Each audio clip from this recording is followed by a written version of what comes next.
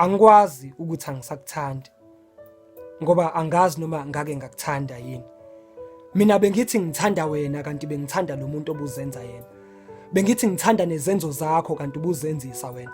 Mabethi izenzo zikhuluma kakhulu kunamagama kusho ukuthi ezakho zikhuluma amanga ngoba nezenzo ziyakwazi ukusikhohlisa. Uzibona uthandwa kanti umuntu uyakwazi ukuzenzisa ngoba nomuntu ongathembekile uyakwazi ukukuthembisa, nomuntu ohambelala uyakwazi ukukuvusa. Akutshela ukuthi uyakuthanda ngoba nomlomo othetha amanga igama elithi ngiyakuthanda uyakwazi ukuliphimisa. Mina angikwazi ukuthi angisakuthandi ngoba angazi noma ngake ngakuthanda yini.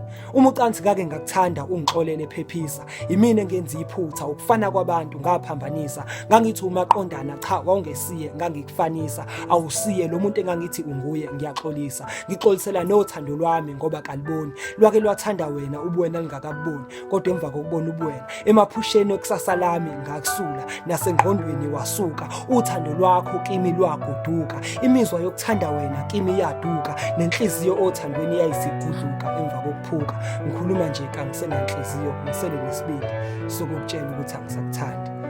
Usicela